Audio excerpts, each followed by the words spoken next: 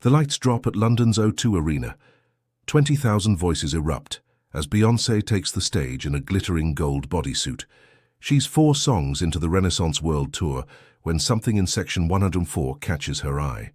She stops mid-lyric, squints into the crowd, then her jaw literally drops. She points directly at a woman in the 3rd row, her hand trembling.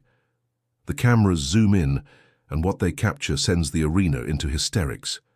Standing there, wearing an identical gold outfit, the same hairstyle, the same makeup, even the same pose, is a woman who looks so much like Beyoncé that security does a double take. What happens in the next 90 seconds will break the internet, spawn 1,000 memes, and reveal something fascinating about celebrity and identity. Stay right here because this gets wild. Hit that subscribe button and turn on notifications because we break down the viral moments everyone's talking about. June 17, 2023. London. The Renaissance World Tour is in its 3rd week. This isn't just a concert, it's a cultural event. Tickets sold out in 47 minutes. Resale prices hit $4,000. But in section 104, row C, seat 12, sits 32-year-old Brittany Wilson from Birmingham. Brittany has spent 3 months and roughly £800 preparing for this moment. She's not just a fan. She runs a Beyoncé tribute act in the UK. She studied every music video frame by frame.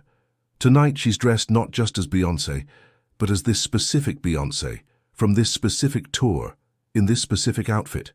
The gold custom Mugler bodysuit with crystal details, the honey blonde waves, the dramatic eye makeup. She looks so accurate that when she walked through the arena entrance, 3 people asked for her autograph. Beyoncé is 41 years old and has been famous for 27 years. She's been impersonated thousands of times, but she's never encountered someone in her own audience, mid-show, who looks this accurate. Her security team has been watching Brittany since she entered. The resemblance is so striking they've radioed ahead to verify she's not some unauthorized stunt. She's cleared. She's just a fan. But nobody has prepared for Beyoncé's reaction.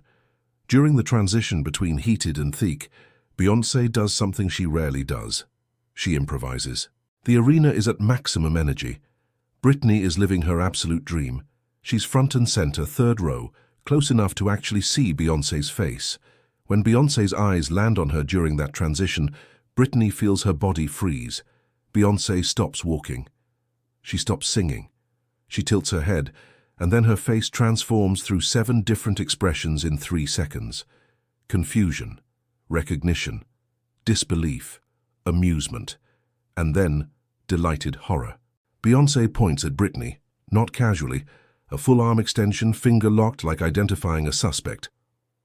"Hold up," Beyoncé says into her mic, and the music stutters. Her DJ doesn't know if this is planned or spontaneous. "Wait, Beyoncé continues, walking to the stage edge. The backup dancers freeze, unsure whether to continue.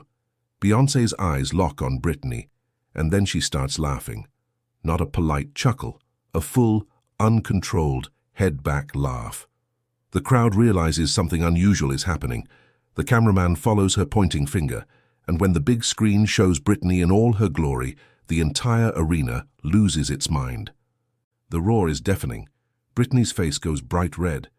Beyoncé is still laughing, now bent over, one hand on her knee. She straightens up, wipes her eyes, and says, "Baby, is that me?"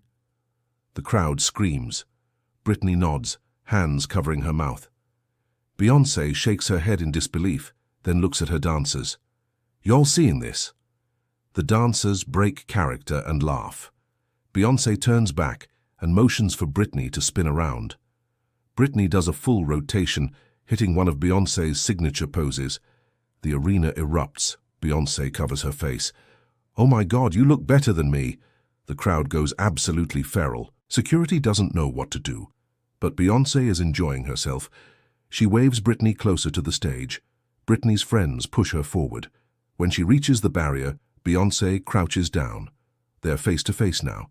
Beyoncé studies her, then touches Brittany's hair.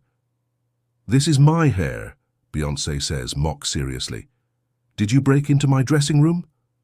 Brittany shakes her head, laughing and crying. Beyoncé looks at the outfit.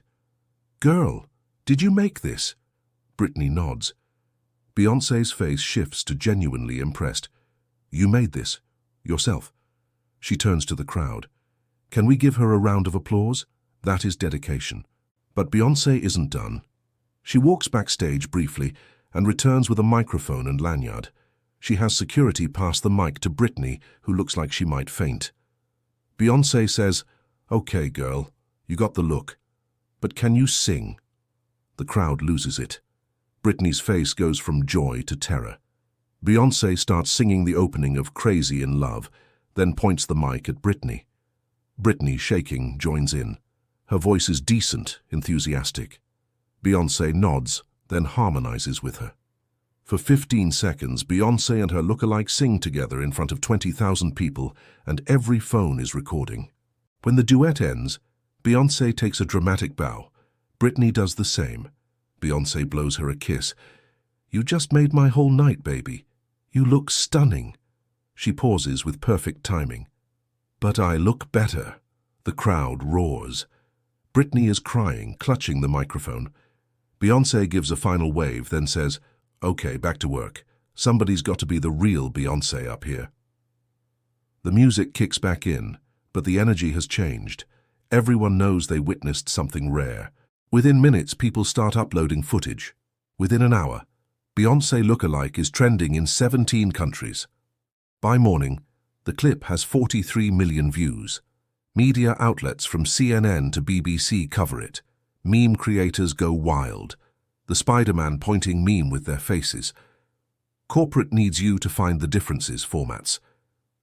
The internet has its new obsession, but what makes this different is Beyoncé's genuine delight. She wasn't annoyed or threatened. She was charmed, amused, and generous. Brittany's life changes overnight. Her tribute act bookings triple. Good Morning Britain interviews her. The Tonight Show requests an appearance. Her Instagram goes from 800 to 275,000 followers in 48 hours. More importantly, she receives a message from Beyoncé's team inviting her backstage at the next London show. When they meet, Beyoncé hugs her, takes photos, and says, "You did something special. You celebrated me beautifully, and I appreciated every detail." They talk for 20 minutes. Beyoncé gives her a signed tour jacket and one of the actual bodysuits Brittany had recreated. Before she leaves, Beyoncé says, "Never apologize for loving something fully." That's a superpower. The moment becomes a case study in branding courses. Marketing professionals analyze why it worked. Psychologists discuss authentic reactions. But at its core, this is about recognition. Beyoncé recognizing herself through someone else's eyes. Seeing how deeply she'd inspired someone.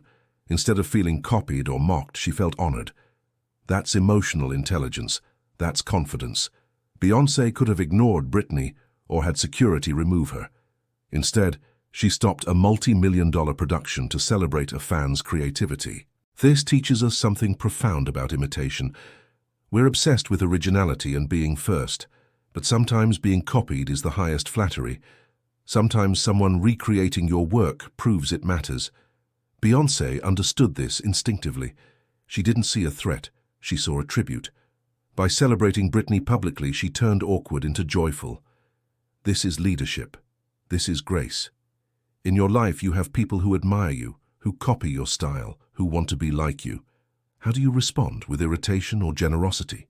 Beyoncé chose generosity, and it multiplied her impact 1,000 times. 6 months later, Brittany performs at an official Beyoncé fan convention in New Orleans. A year later, she launches her own fashion line. 2 years later, she's a guest judge on a British reality show. None of this happens without that 90 seconds at the O2 Arena. One moment of recognition, one moment of celebration.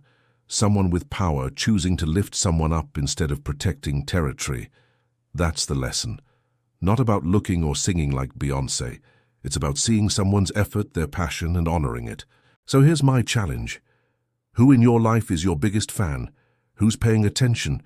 Who's trying to learn from you? Have you acknowledged them? Or have you been so focused on protecting your image that you've missed the opportunity to inspire someone? Think about it. Then do something. Send a message, offer advice, say thank you. The world needs more moments like this. More moments where people with platforms use them generously, where ego takes a back seat to human connection. If this inspired you, hit that like button, share it with someone who needs to hear it, comment about a time someone celebrated you, subscribe, and turn on notifications because we bring you stories about real moments and real impact. Now go be someone's Beyoncé. Notice someone. Celebrate someone. Change someone's life with your attention. Because you have that power, and the world is waiting for you to use it.